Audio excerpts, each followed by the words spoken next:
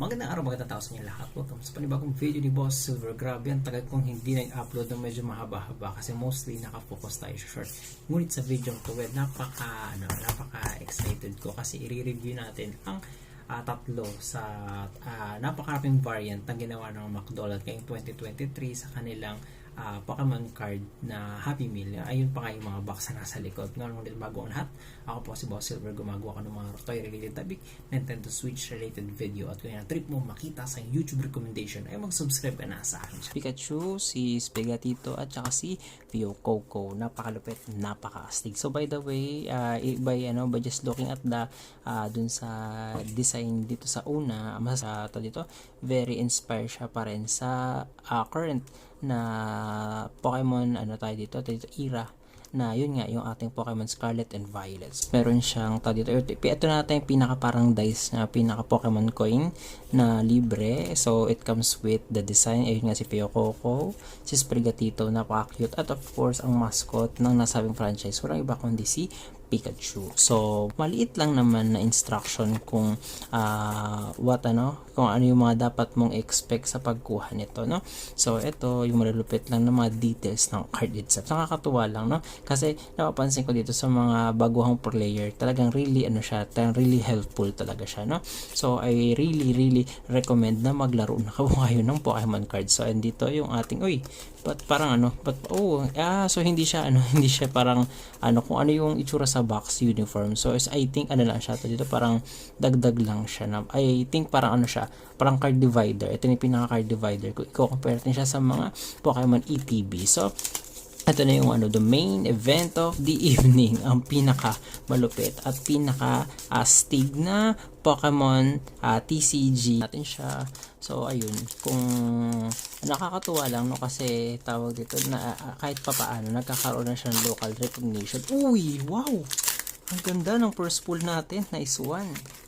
Pikachu Holo Rare agad. Nice one. Look at that design. Look at that. Napakaganda. Napaka-astig. Ang ganda ng art dito. Tapos nung pagkakaroon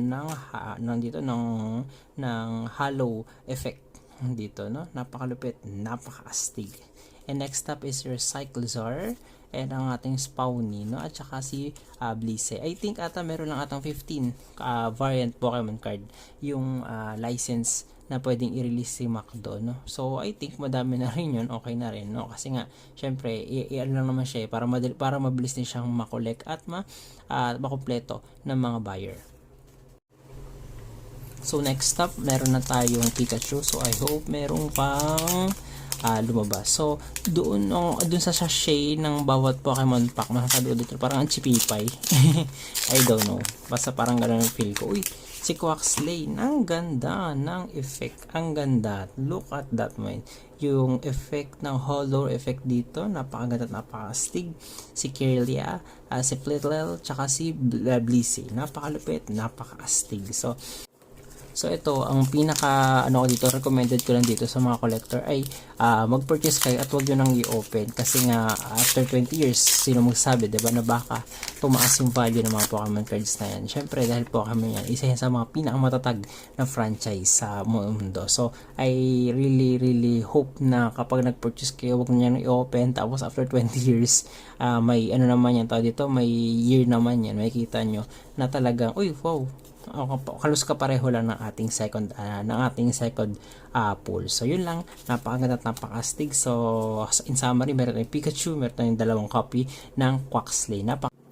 So ayun guys, napakalupit ng pool natin ngayon, no? Super so yun nga, sorry kasi late bihira na lang ako mag-upload dito ng mahaba kasi mostly nakafocus na talaga ako sa short. And by the way, thank you po sa inyo guys, kasi finally we are monetized at tayo po ay nag-iipon na lang ng mga nag-iipon na lang tayo sa YouTube, tapos pwede natin siya withdrawin, no? So di natin maabot ni Boss Silver yan kung hindi dahil sa inyo guys. Kaya maraming salamat po. Talagang napakalaking tulong po niyan. So by the way nga po pala, may shop na ako sa Shopee. Ilalagay ko yung link dun sa comment section tsaka dun sa description para kung gusto niyo mag-purchase ng mga ganitong mga card na huwag na kayong pumunta ng McDo, ako na ang bibili para sa inyo, no? Para syempre para makatipid na kayo.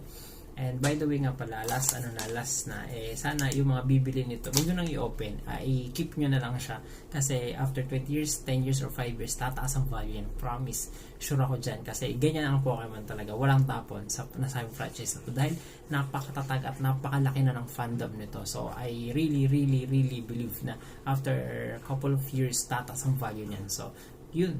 Maraming salamat. Thank you for watching. At thank you rin po sa pagsuporta kay Boss Silver. So, yun lang. Marami na ako. Peace out.